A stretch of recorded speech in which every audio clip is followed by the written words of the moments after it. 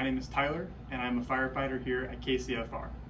The goal of today's video is to provide a BLS overview of our Zoll Advanced Series cardiac monitor. Okay, first we'll talk about the battery. The Zoll is powered by a single lithium-ion battery, which is located here on top of the device. Fully charged, our battery will have a lifespan between 6 and 7 hours. However, it is important that we swap this battery with a fresh one at the beginning of each set. In order to keep the battery charged, each station will have a base charger, but we also see here we have our mobile charging cord located on all of our monitors. By keeping this device plugged in to the mobile charging unit, it'll maintain a charge between 90 and 95% at all times. We can see our runtime indicator here by pressing this on the battery, or when the device is powered on, we'll see right here on top of the device another runtime indicator. Located on the left side of our monitor is what is known as the parameters pouch. On the outside of each parameters pouch, there should be located a carbon monoxide detector, 3 sizes of blood pressure cuffs, and a set of trauma shears. Moving inside the pouch is where we'll find our blood pressure cuff, our SpO2 monitor, and our 4-lead EKG cables. Located inside our parameters pouch is our end-tidal CO2 port. This port operates on a quarter turn. You'll see the orange adapter that is on the back of all of our inline EtCO2 adapters and our nasal cannula adapters. What you do to attach is move your plastic cover out of the way and then just a small quarter turn. And right there, that's enough. As soon as you start to feel some resistance, you're in. If you over tighten this adapter, what will happen is you will damage this little copper O-ring and get inaccurate readings. Down low here is our CO2 exhaust port. When performing your check of the cardiac monitor, ensure that this exhaust port is free of debris. If debris were to build up around the exhaust port, it could cause inaccurate readings on our CO2 monitoring. Okay, in order to turn on our Zoll monitor, we're going to press and hold the green power button located on top of the monitor. We'll see here once we do that, the do not use sign shows up. As soon as that sign turns off, our monitor is ready for use. Located here on our display, we have what are referred to as our hard keys and our soft keys. We'll start by going through our different hard keys. The very first hard key is our alarm acknowledgement. So the Zoll will make different audible alarms. Once we hear one of those, we can press this button and that's going to silence that alarm for a short period of time. If we want to silence our alarms for a longer period of time, kind of jumping ahead, but we'll come over here to our backspace button, locate our alarm button, and this is our alarm silence button. 1 press will silence alarms for 4 minutes, and 2 presses will silence alarms until it is turned off. What you saw there, I just pressed the home button. So at any point, anywhere in this monitor, if you need to get back to the home screen, you can do that by tapping the home button, and that will get you back to your home screen. The other thing the home button does is it takes us through the monitor's 3 different displays. So those are your displays there. Next, we'll go through our arrow keys. So we have our 2 arrow keys and then our enter button. You see up here in the top corner of our monitor, our date and times currently highlighted by a blue box. Using the arrow keys, we can interface with our screen, and anything that is highlighted by that blue marker or blue box is something that the settings can be changed on. So for example, we can change our date and time. This is important to know, changing between adult, pediatric, or neonate patients. Here you can troubleshoot the Wi-Fi connection. We should always be connected to KCEMSSS, that's 3 S's. You can also come down here to your vitals. So for example, blood pressure here. You can select blood pressure. Currently we're on a manual setting, so the blood pressure will only be taken when we press our blood pressure button. However, if we wanted to on a longer transport, we could switch that to auto and then change the time. So now it's set up where every 10 minutes, another blood pressure will be taken. We'll switch that back to manual. Next is our snapshot button. When you press the snapshot button, it captures the ECG that is being displayed here on this green line. It's going to capture the ECG that is currently being displayed, everything that took place 12 seconds before, and everything that will take place 12 seconds after. That ECG can then be uploaded to our tablet, and we will also get a printout. Right now, because we don't have our 4 lead set up to anything, it's just going to give us a lead fault. And finally, we have our blood pressure button. So pressing this button will activate our blood pressure and begin taking a reading. If at any point we want to cancel our reading, we just go ahead and press that blood pressure button again, and it will get reading stopped. Moving on to our soft buttons, we have our lead selection button. This button allows us to cycle through the different leads that are being displayed on our screen. Next, we have our 12 lead acquisition button. We're going to cover 12 leads in depth in a separate video. What we do want to cover in this video is how to send a 12 lead to the ER. This button here is how you select previously taken 12 leads. If you had a 12 lead you wanted to send to the ER, you would select that 12 lead. You would then press this button here and pull up the different agency or area you want to send your 12 lead to. As part of our truck checks, we're going to send one to test and make sure that our transmission is functioning appropriately. The green button up here on our monitor tells us that it is transmitting, and there we see transmission complete. Next, we have our CO2 button. We'll press this to pull up our CO2 display onto our screen. These are our code markers. So during a code, we can enter the different medications that we're giving the patient and timestamp them. The sync is out of the scope for the BLS provider. We don't need to worry about that.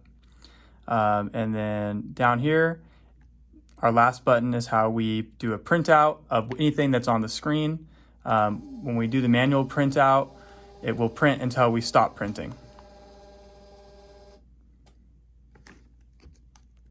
By selecting our back arrow key, we can access an additional screen with more soft keys. Our top soft key will switch our display between our daytime display and our nighttime display. Earlier, we talked about our alarm key and how to silence alarms here. The other important function to be familiar with under your alarm key is going to be the limits key. You can see currently we are in the adult mode, so our adult limits will be displayed. What it's telling us here is a normal blood pressure is considered between 50 and 120. Our alarm currently is set up for a systolic of 220 or a dystolic of 110, which means if we have a systolic of greater than 220, we're going to see a red LED light up here in our device, and we'll hear an audible alarm. By using the limits key, we can select new alarm parameters. If we were to change out of the adult mode into pediatric mode, we can see now we have a separate set of limits. All audible alarms will be followed with an LED display. A yellow LED indicates that the device has malfunctioned. Common examples of malfunctions include a blood pressure cuff that is leaking air or an electrode that has fallen off during an ECG reading. Next, we have our red LED. This indicates a critical finding, such as a critical vital sign or the device interpreting a STEMI. A green LED light indicates the device is carrying out a function successfully. An example would be a successful transmission of a 12 lead. Our next soft key will be our log key. By accessing the log key, we can select and view previous patient contacts. Our Zoll monitor has enough memory to store 120-minute long patient contacts. We're primarily going to be using our summary treatment key. This will allow us to select previous patient contacts and print a complete summary, including ECG and vitals. Our print trends key will allow us similarly to access previous patient contacts, and it will print all information besides our ECG.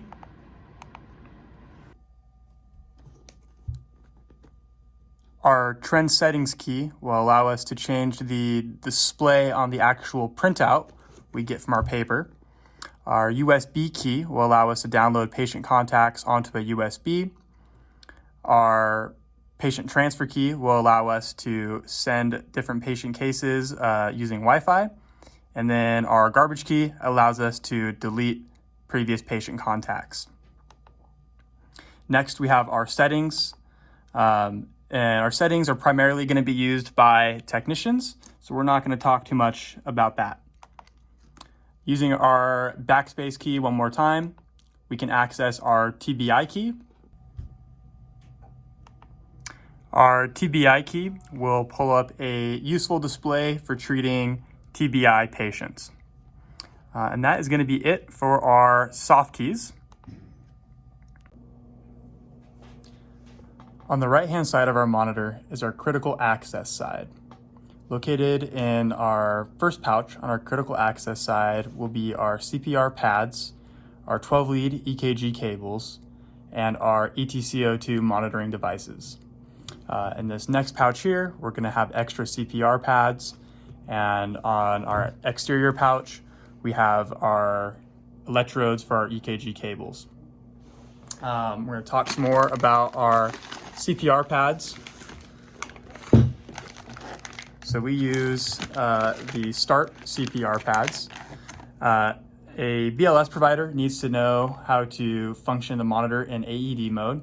In order to do that, all we have to do is press Analyze. Attach pad. And that will put the monitor into AED mode.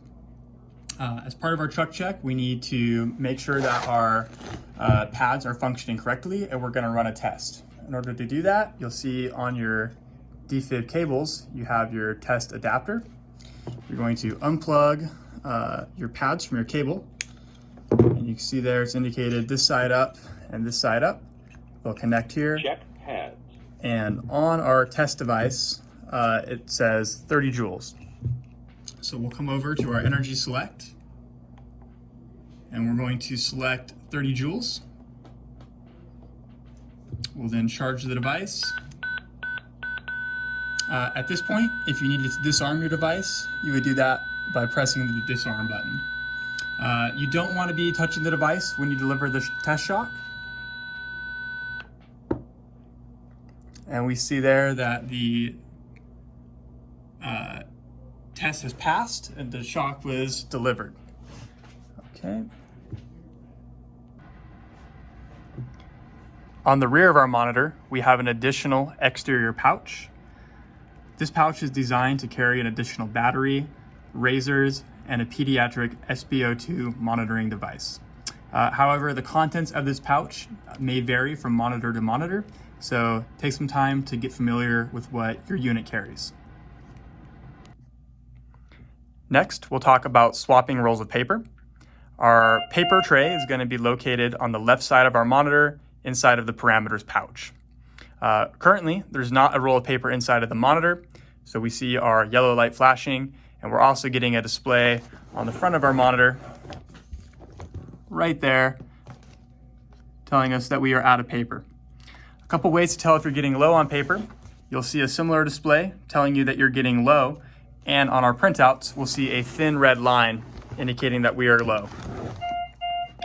In order to access the tray, we're going to lift up on this black piece and then reach in with 2 fingers and pull down on your tray. If there was an empty in here, we would have to go ahead and pull out our empty roll, which will just be a little plastic piece. And to insert our new roll, you will make sure first you have the correct orientation. So the paper needs to be coming out the bottom side of the roll as such. And there is a helpful picture inside the tray there to help remind you. You're then going to insert, and this might take a little bit of time. It can be a little bit tricky, so play with that. Once we have that inserted, we're going to pull up a little bit out of the top as such. And then you're ready to close your printer tray. What you're listening for is that audible click that tells you it has been secured. Once you hear that click, you can go ahead and shut your black piece. And then we're gonna go give it a little test printout. Make sure it is functioning correctly.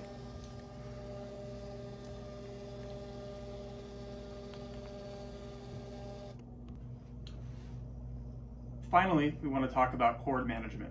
It is a firefighter's responsibility to ensure that the monitor is put back in a neat and orderly fashion after every use. For both the ECG cables and the SpO2 cable, we will use the alternating coil method. So what that method will look like, start with your cord, and our first loop will go around the back of our hand. We'll then twist, dress, around the back of your hand, twist, dress, and continue with this process. This will leave you with a neat looking coil that will deploy without any tangles. And you want to make sure you find the appropriate pocket inside the parameters pouch and store it securely. For our SpO2, or our blood pressure cuff, we're going to go ahead and fold this cord on itself neatly.